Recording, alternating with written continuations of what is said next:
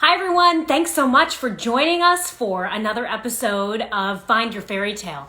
If you've never watched this before, this is dedicated to discussing the doubts and the obstacles that stand in our way when we're pursuing our dreams. And sometimes those doubts are simply from our own minds. Sometimes they're injected by society. Sometimes it's about the people that we're associating with. But when you're trying to figure out why you matter in the world and what it is that you want to do with this time on the planet, it's important to learn from each other. And this forum has been such an incredible experience for me, and I hope for you too, picking people's brains. You know, as a reporter, what I do is I go and I find the experts for you. That's my job. If we need to figure out something about this pandemic, COVID-19, I go and I find a infectious disease specialist. If I need to talk about how we're managing with everything, psychologically, I go and I find you the best psychologist that I possibly can. So what I do for a living is find people who know more than I do, and I bring that to you.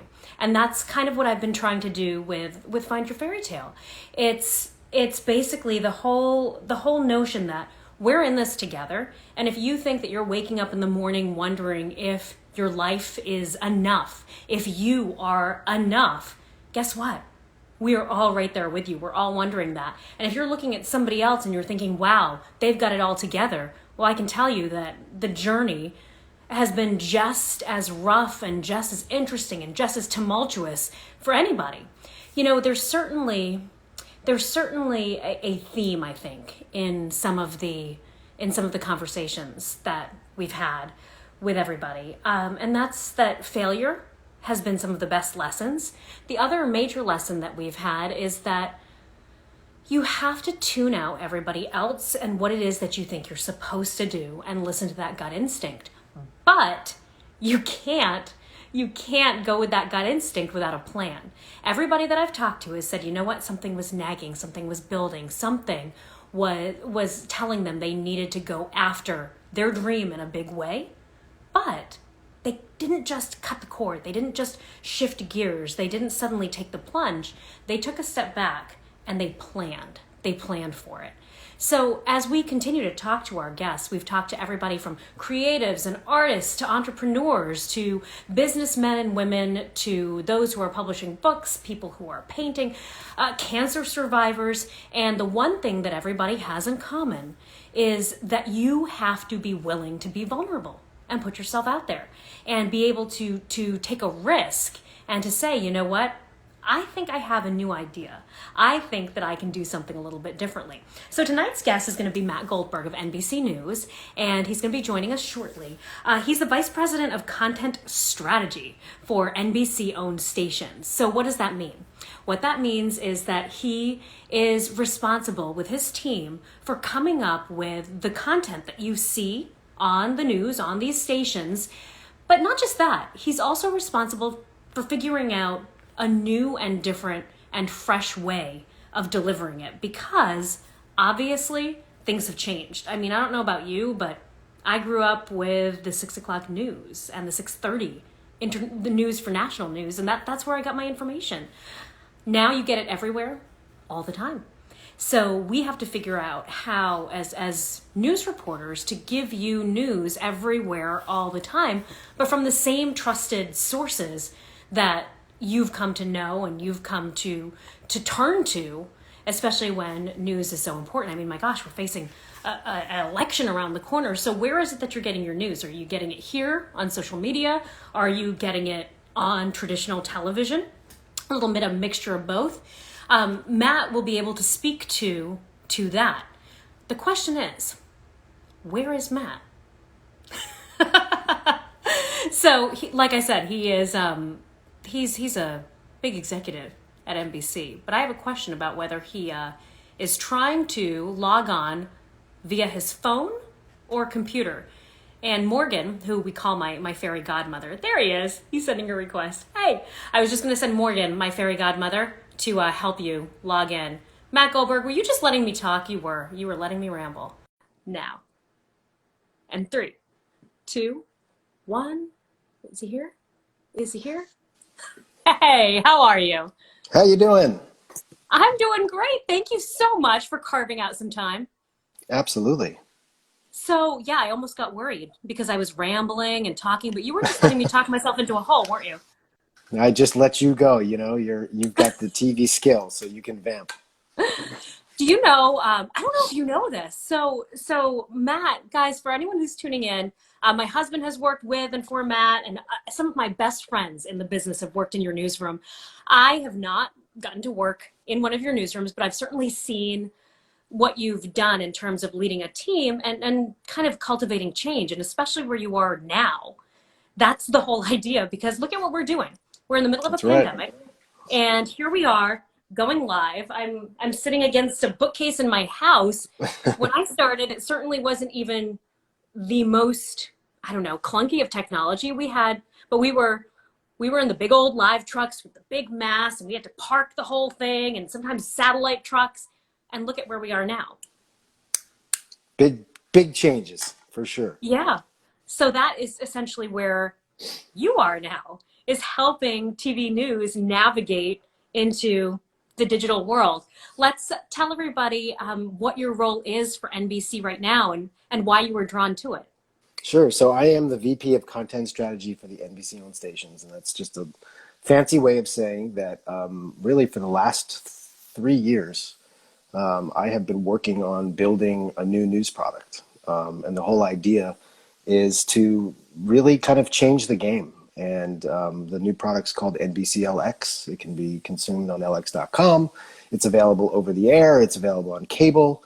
It's on OTT platforms like YouTube TV. It'll be a part of the new NBC Peacock product soon. It really is, it's about telling stories, is the simplest way to put it, because that's what journalism is. And the motivation of why we created LX was to try and bring younger audiences to television news, because we know the term cord cutters and cord nevers. Right, right. And we spent a lot of time and energy kind of looking at where younger audiences were watching content and YouTube, and the types of content that they were watching. And a lot of people think, well, if you want to get young viewers, you just do quick, short stuff, snackable, as they like to call it. Yeah, yeah. And it's actually the polar opposite. It's all about depth and context, and really getting to the why in every story that we do. And I think too, I mean, you have these traditional outlets like TV, but the first thing that people do in the morning is they roll over and they grab their phone and they have to see what's happened in the world. So the very technology, the vessel that we are delivering the story that has the why has changed so much. So has that, in terms of your career, changed what you thought you'd be doing? I mean, when you got started, you were like, okay, I'm going to be, a producer in TV, investigative journalism. And here Right. you are blazing the way in an entirely new technology format. But at the heart of it, that the storytelling, the goal, the purpose doesn't change. Does it all. And I think that's what was so refreshing, as I kind of took the path that got me, the journey that got me to this spot, and to be given the unbelievable privilege to be able to create something new and do it from scratch. Doing investigative journalism is about uncovering and finding out the why. And that has always been in me. From the moment I sort of discovered investigative reporting when I was in college. I spent 15 years as an investigative producer, and even now, I guess as being a suit, I still feel like I still have that investigative instinct, and that's really which is what ties so well with that why, that desire to really understand things and explain them.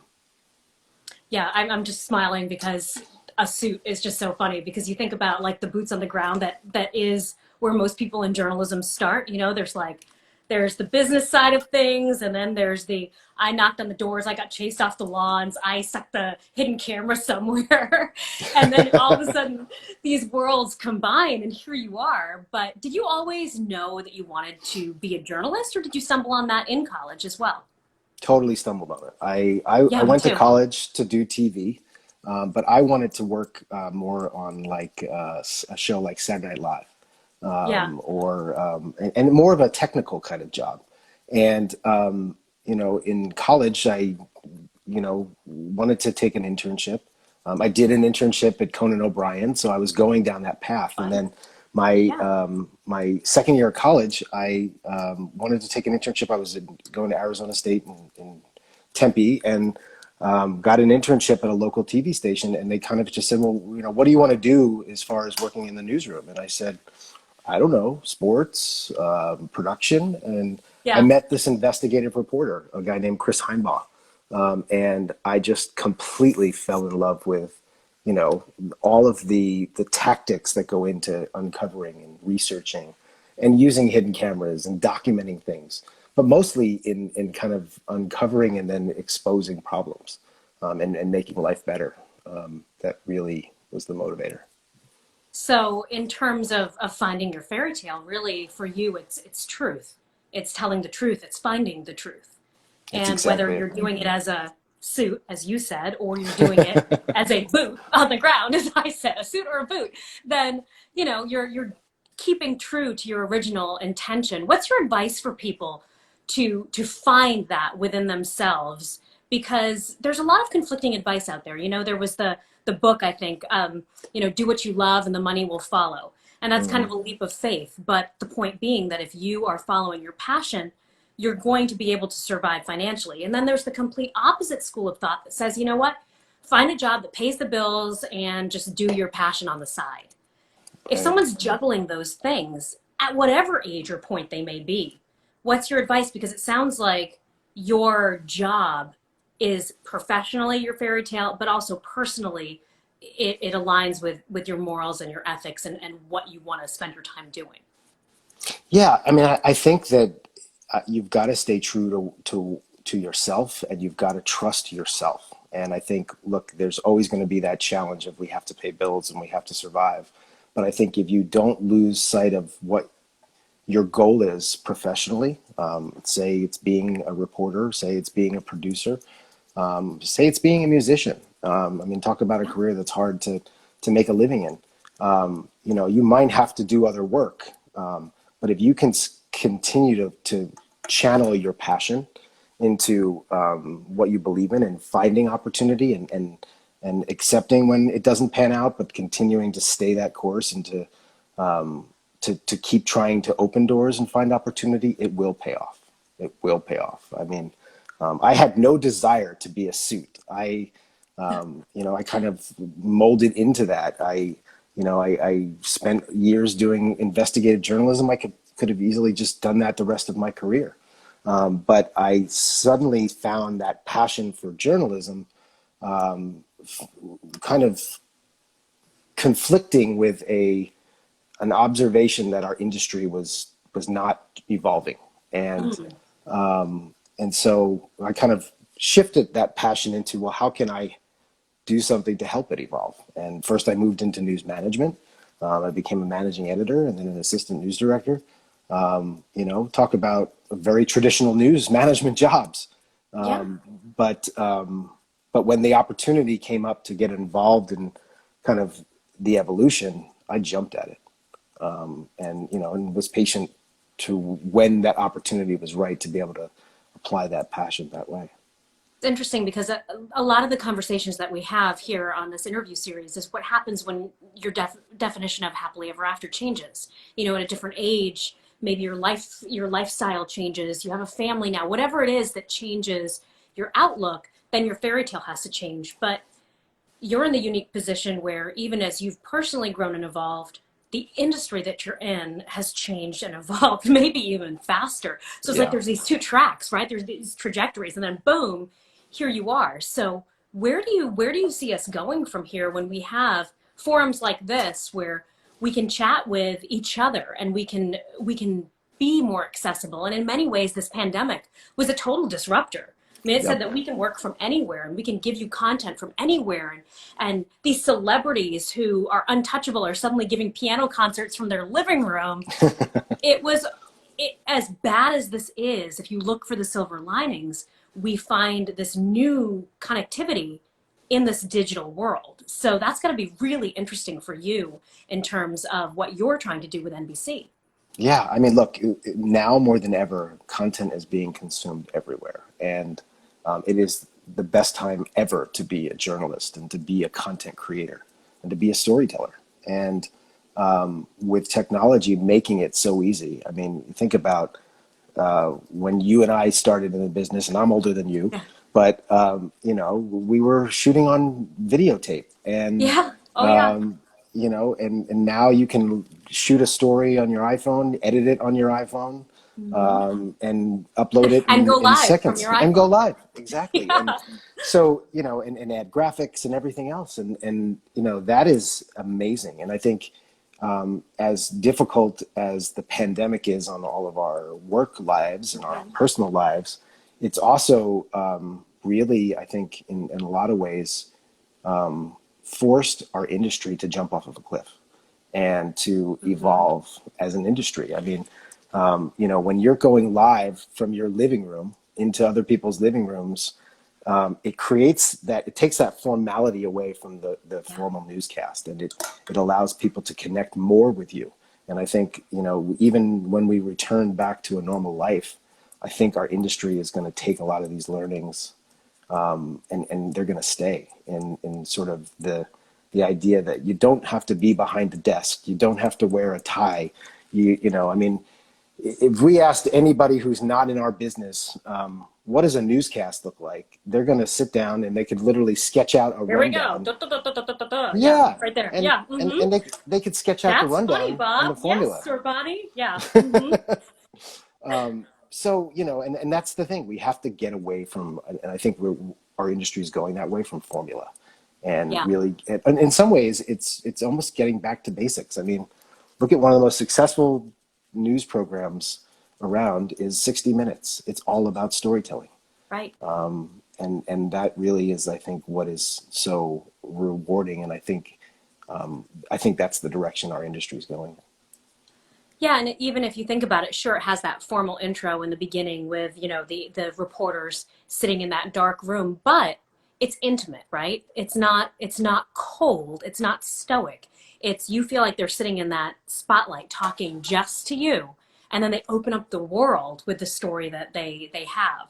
So Yep. I think that's a really good comparison that I think that intimacy is a weird word, I suppose, to use in terms of, society, because you think of it like, okay, relationships or whatever, but intimacy is something that you could argue has been lost with social media, but maybe we're finding our way back to it by having these sort of conversations and picking each other's brains and, you know, mining each other for helpful information.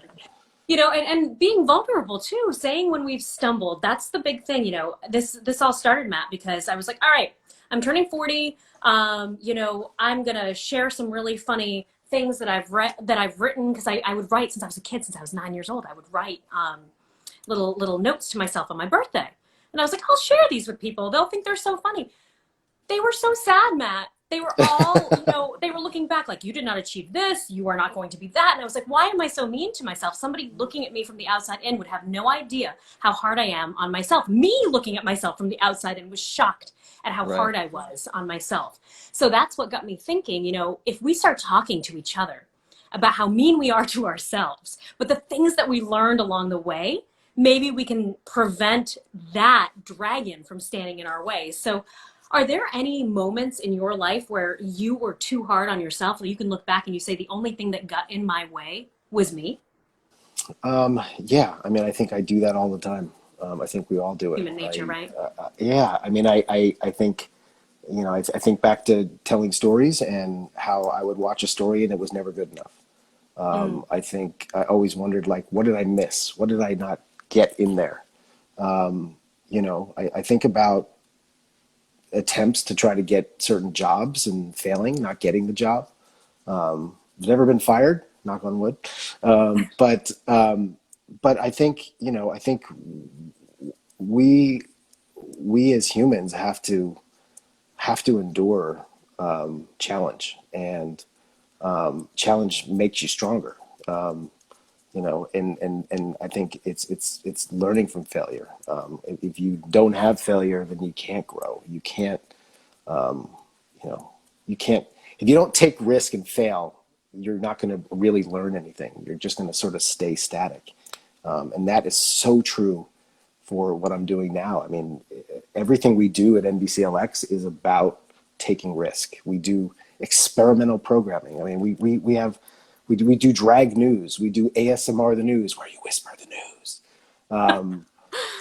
We do things in all animation. I mean, if we could do smell-o-vision, we probably would try it out and see what it would smell like. That. I love that. That's so funny. ASMR. I didn't know that you guys were doing that. I had to look that up because I was doing a story on how you use those tactics to sell products with the sounds and everything. And I was like, ASMR, what is that? Little did I know I could go and get my news that way. You went That down might be the better that. way to wake up. Good morning. It's now. Exactly. Good work. Could you imagine if Alexa started talking to you like that? I was just videotaping our son tonight because he was screaming at Alexa. It was the complete opposite because the timer was going off and he's like, Alexa, Alexa, dismiss. I don't think he realizes she's not like a real robot human thing that can listen to him. Yes, But that's this, awesome. this goes back to think about the generation that's growing up. I have a son who's 4 years old who's yelling at, a robot to dismiss a timer. Of Right. course, we're going to have to deliver the news differently to the next generation. Of course we are. They're Yep. just not going to take it in the same way. Um, tell me a funny story. Tell me something, as you're going along, because I believe in sharing the stumbles. Were there any moments where you're like, oh my gosh, how did I wind up here? I am in it up to my eyeballs. Whether it was a story that you were chasing or just where sometimes I joke and I say, how do people sell me a house? Do they think I'm a grown up? I'm just a child posing as a grown up. There's these moments where you're like, did I fool you? Did I fool you? All right, I'm Yeah. here. I'm going to deliver. Well, I mean, look, I feel like every investigative story I've ever done in my career has had some kind of moment like that was like, what? I think back, I think back years ago working in Houston, Texas, doing a story about a doctor or a fake doctor who was prescribing steroids to people illegally, using a dead person's medical license. And I went in to see the guy as a patient, and I went several times to get a prescription and show that you basically could pay and get this stuff, and never noticed hanging on the wall, literally as you walk in, was a picture of my competitor in Houston. And it wasn't until we went back, months later and realized, oh, I didn't notice. Hi, Wayne. Oh So, boy. there was that. I think back to a story I did in Los Angeles where we were trying to show filthy a food facility was, and there was scurrying with rats and roaches, but we couldn't get a shot of a rat. So we literally kept going back and setting up hidden cameras, and finally I You could remember the hear them but moment. not see them. Yeah, and it's like, I can't believe we've been undercover at this place for a month now, and we can't get a shot of a rat, but we see them everywhere. But staying that course and just finally getting it. I mean, that was like I remember the moment when the photographer I was working with, he calls me, he's like, "I got the rat! I got the rat!" It's like, wow, the things that make us happy in this business. I know. Um, It's a so sick and yeah, twisted business sometimes. Like you think like, I got car accident footage. You're like, oh my gosh, you got it? I'm not, but yeah, I'm excited. But I'm yeah, great. Thanks. Because it is a little bit of a sordid industry in that sense, in terms of what you get excited about. What do you think is next for us, Matt? You're definitely on the cutting edge in terms of rethinking how we're seeing our news, and you gave some examples of it. But our we talk about TV news being kind of on extinction level, but I don't know that will ever really go away. do we mix it more with stuff like this? Where do you see it Yeah. going? I don't see TV news going away. I see the formula for how it's done at most TV stations completely going away, and very Change. soon. And mentioning back to the point about like get rid of the anchor desk, get rid of the formula, get rid of the way that we stack shows, industry term for organizing clips. But I think at the end of the day,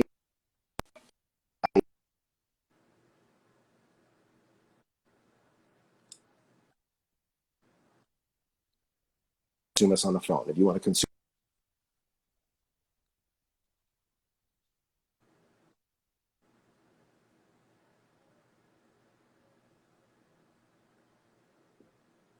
I just, making that I don't know easier for and you easier. guys I if mean, Matt is this freezing. kind of Matt, hang on. interactivity. Oh, There you are. For all I'm your back. wisdom, like you said, I think, and then all of a sudden I saw like this white spiral, and the universe ate your wisdom. It Oh, just my took it wisdom's been away. gone. You It's just you no. So no, we'll back it up. We'll back it up. So you're saying that in terms of the forced change, yeah, the structure is going to be gone, and there's this we want our people to be real people now. yeah. No, we want authenticity, and we want us to, as you said, just be. I think, but I think also we Yeah. want to create engagement with the audience, and you look at this kind of Hmm. technology that's coming to television within a year, the ability to customize programming and really make news just for Sorboni, just for the individual viewer.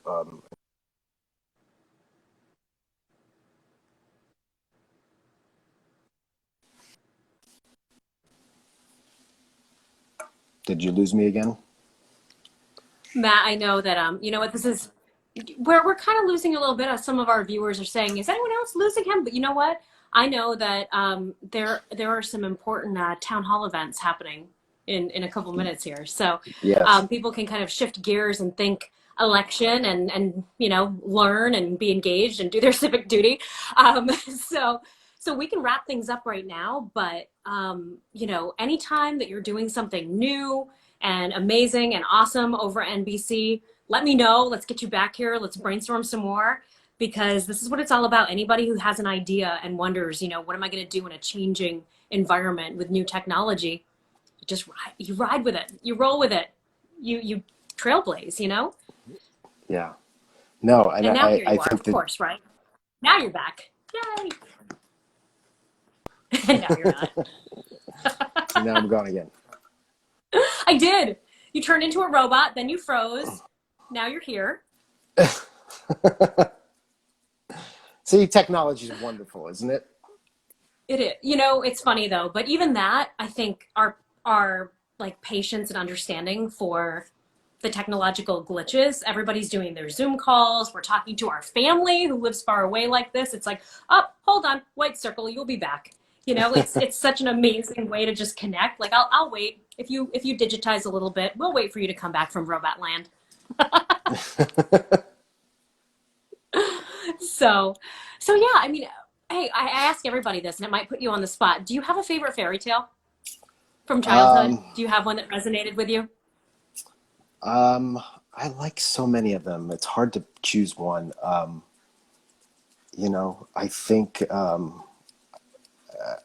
think the story of Pinocchio has always resonated with me.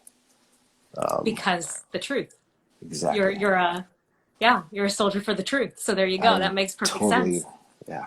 So, don't tell a lie because your nose will grow. Um, and definitely don't get eaten by a whale. No, because I mean, you'll have to start a fire inside his belly and be lucky enough to get spit out, and you just don't know if that's going to happen. So, Right. you know what? Truth is not a fairy tale. There you go. Absolutely. Matt Goldberg, thank you so much. Thank you. We'll see you again soon. Sounds great. Take care, Sir Bonnie. Good night, everybody.